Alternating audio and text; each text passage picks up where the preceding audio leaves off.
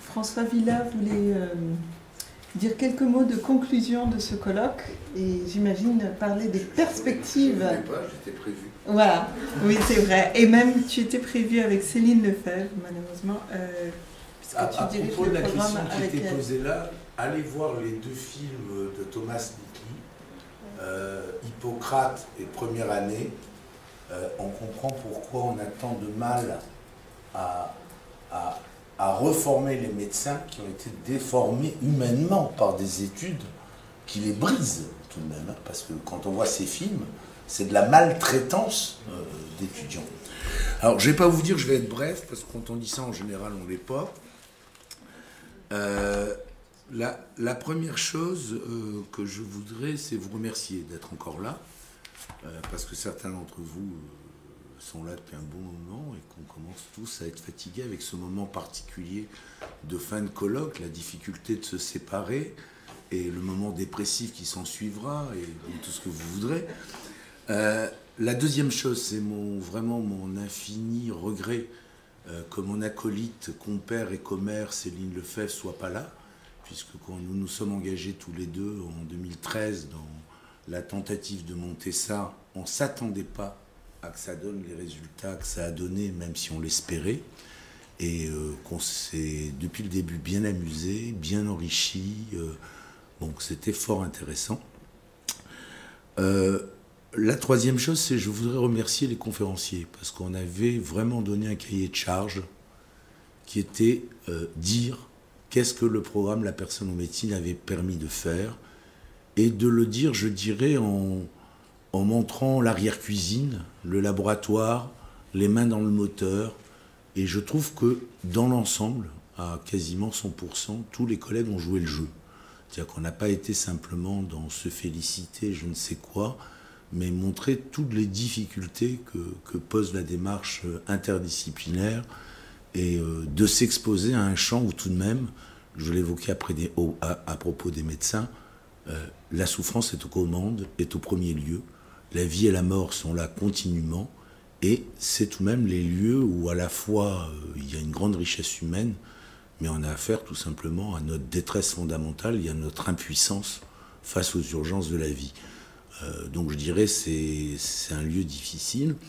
Alors, ce que je voulais dire, je partirai là maintenant d'une chose, c'est une collègue de Toulouse qui est partie tout à l'heure me disait que j'avais été raide systématiquement en questionnant les SHS sur l'interdisciplinarité, qu'est-ce qu'ils attendaient, et que je ne l'avais pas tellement fait à l'égard des médecins.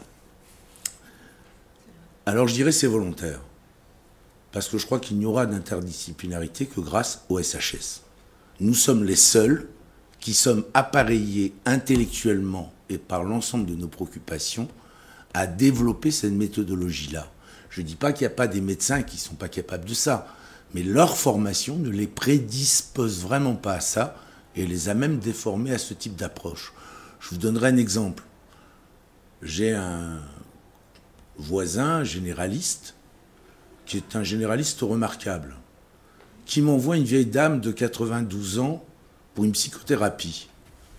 Elle vient de perdre son mari, tous les amis proches sont morts, il envisage de lui donner des antidépresseurs et il pense que ça serait bien pour elle une psychothérapie. Et il me l'envoie tout simplement parce qu'il n'en peut plus, qu'il ne sait pas quoi faire, qu'il est dans l'impuissance et dans la douleur. Il sent bien la souffrance de cette femme. Femme qui n'est pas tant dans la souffrance que ça. Et j'y reviendrai après, qui a une sacrée ressource.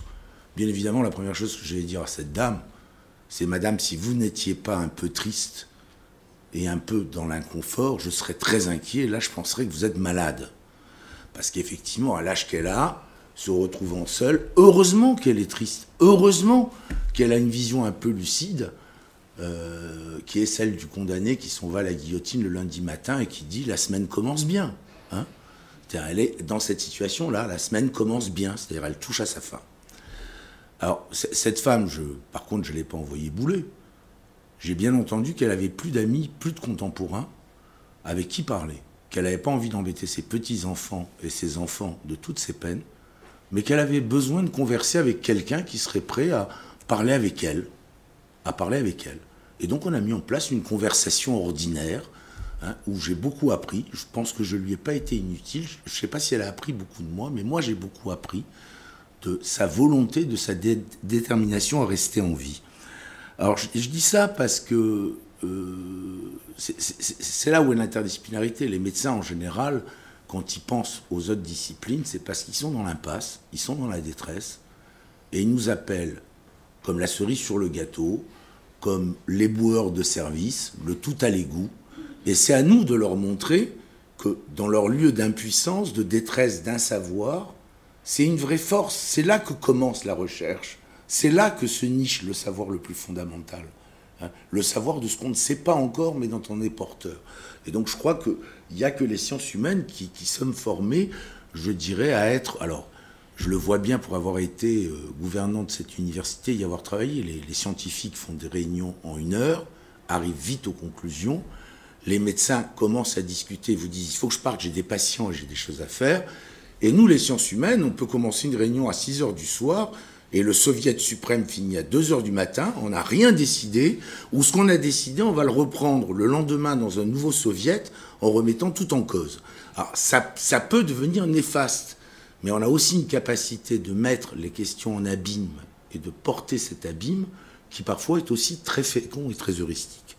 Alors si je dis ça, c'est que pour moi la surprise la plus grande de ce colloque, dont je connaissais la richesse des travaux faits dans la personne de médecine, c'est que j'ai été épaté, complètement surpris de ce qui nous a été amené. Je pourrais dire que je connaissais tout, mais l'ensemble, je me dis, on a tout de même réussi un sacré pari, il est en bonne voie.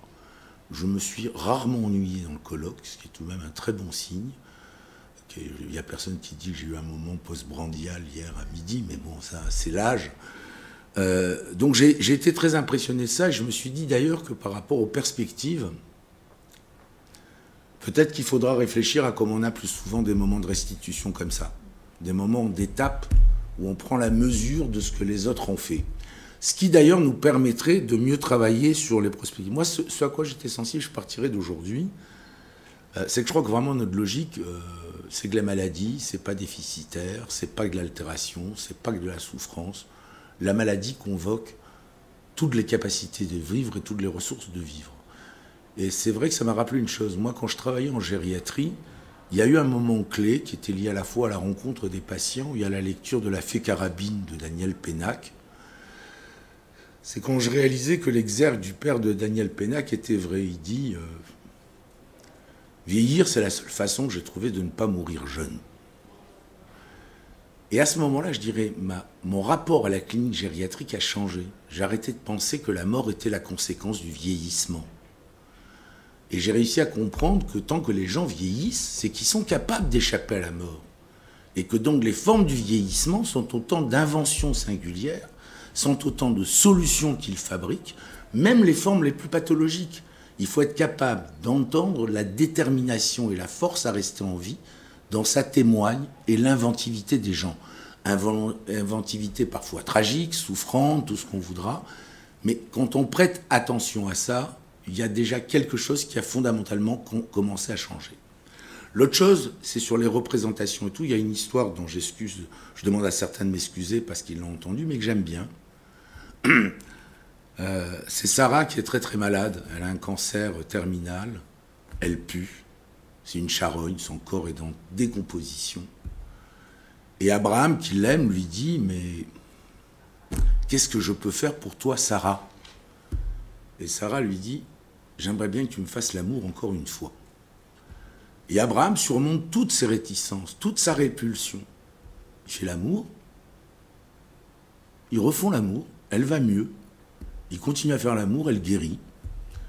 Et puis il se retrouve un jour à la maison, dans une nouvelle lune de miel. Et Sarah découvre Abraham dans la cuisine, désespéré, pleurant.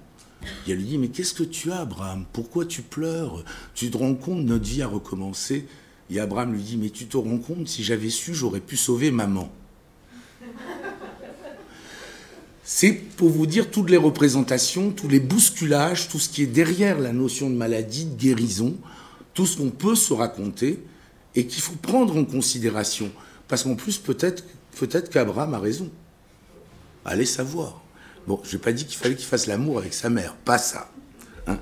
Alors, je crois que c'est important, ce changement de perspective. Et c'est vrai, ce qui m'est apparu très fort, c'est qu'on avait eu depuis le début un projet, c'était vraiment d'avoir un séminaire de méthodologie comparative et différenciée, qu'on n'a pas réussi à mettre en place tout simplement parce que trouver une date de séminaire régulière pour un public assez nombreux de chercheurs, c'est finalement pas si simple à organiser, surtout dans l'université qui certes est interdisciplinaire, mais chacun d'entre nous doit penser à sa carrière, et la carrière est très disciplinaire, très monodisciplinaire. Donc c'est pas si simple de le mettre en place, mais je crois que ça devient vraiment une nécessité avec ce qu'on a entendu aujourd'hui. Une nécessité parce qu'il y a des tas de choses qui sont apparues et qui méritent qu'on les creuse dans le détail. Et lié à ce séminaire d'épistémologie, de méthodologie, je dirais il y a sans doute toute la question de l'éthique qui est apparue hier, c'est-à-dire comment les sciences humaines et sociales peuvent mettre en place des processus d'évaluation éthique et d'autorisation de recherche qui ne sont pas que sur le modèle médical, qui est une dimension, je crois, très importante, et on a quelque chose là vraiment à essayer de creuser. Ce qui a été spectaculaire, c'est que vous avez vu beaucoup de nos programmes, des sous-programmes du programme La personne en médecine, ont convoqué les patients, les citoyens, la science participative. N'empêche qu'au niveau du colloque, on a raté ça. Il n'y a pas ça. Alors, je me raconte une histoire qui vaut ce qu'elle vaut. C'est que c'est vrai que pendant 4 ans, on a déjà recensé les forces qui travaillaient là-dessus, on les a mis au travail au sein de l'université, on a les journées en 24 heures, on a nos limites, et on a d'abord créé, je dirais, le terreau universitaire de ça. Ce n'est pas une bonne raison à mon avis, mais elle n'est pas complètement fausse. Mais je crois que si le programme, comme on l'a appris hier, a une réelle promesse d'avenir, comme il nous a été dit, c'est un des enjeux fondamentaux, c'est méthodologie, ouverture aux associations, aux citoyens tout simplement, être dans la science participative et la science citoyenne, et vraiment dans cette dimension qui était bien expliquée par Marquis, Moutot et Hérault.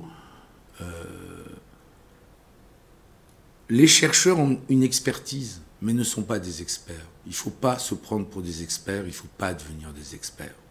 L'expertise, ça oblige pas à jouer à l'expert. Ça oblige, et il faut être capable de reconnaître que les expériences de vie, les expériences de chacun d'entre nous, sont une sacrée expertise qu'il faut aussi prendre en considération. Donc moi, j'ai l'impression que ça fait partie des choses d'avenir, avec ce qu'on disait hier sur le développement de 3 nouveaux axes de recherche. On nous a aussi dit, Édouard Kaminski, vice-président IDEX, que la formation permanente et continue serait centrale. Ce qui m'a frappé, c'est que dans beaucoup de sous-programmes, il y a déjà plein de choses en formation continue et permanente qui sont en cours. Donc il va falloir, au niveau de la personne en médecine, aller dans le sens de ce que tu disais, de ces annuaires des formations disponibles, de celles qui peuvent entrer en synergie. Et si je finis là-dessus, c'est que j'ai entendu certains de mes collègues du bureau avoir peur. Il faut que vous dessiniez une trajectoire, que vous fixiez des jalons à tenir. Il ne faut pas être inquiet. La trajectoire, on l'a vu tout au long du colloque. Et les jalons, c'est simple. Si on veut associer les citoyens à nos recherches, c'est dans quel délai de temps, avec quelle méthode, au bout de combien de temps on évalue si on a réussi vraiment à les associer. Pareil, c'est en formation continue, si on veut faire des choses, quel type de DU et dans quel délai de temps on les construit, et vérifier qu'on les construit à la date prévue. Les jalons qu'on attend de nous sont ceux que nous fixerons et qui correspondent à nos propres programmes. Je crois que ce n'est pas très paniquant, et ce n'est pas des indicateurs qui vont venir de l'intérieur. Là, c'est pareil. Il nous faut à nous créer les indicateurs qui nous permettent, nous, comme je dirais un indicateur, c'est colloque de restitution. Eh ben, cet indicateur, aujourd'hui, a tenu ses promesses, hein, et on voit bien qu'on a avancé. C'est ça un indicateur attendu sur un programme. Et on l'avait conçu comme tel. Donc, je vous remercie à nouveau, et je suis très heureux de travailler avec tous ceux qui ont parlé aujourd'hui. Sophie veut rajouter quelque Oui, chose. je vais rajouter une petite chose. Vas-y. Dans les perspectives, je pense que en ayant entendu cet après-midi la présentation de Kirsten Oster, et je pense qu'il y a aussi de se mettre en dialogue. Mon anglais me permettait pas. Voilà, mais c'est pour ça, c'est l'angliciste qui parle, mais c'est de se mettre en dialogue aussi avec ce qui se passe en Europe, aux États-Unis, on a aussi au Canada, je pense qu'il y a un lieu très important pour les humanités médicales. De voir ce qui se fait ailleurs et de construire des choses ensemble, voilà, pas rester seulement sur la France. Donc merci à vous tous et sachez que si vous avez pris un certain plaisir à ce colloque, vous devez en remercier entre autres Céline Lefebvre qui n'est pas là et qui est vraiment quelqu'un de déterminant dans notre programme et je tiens à la saluer en fin de ce programme. Voilà.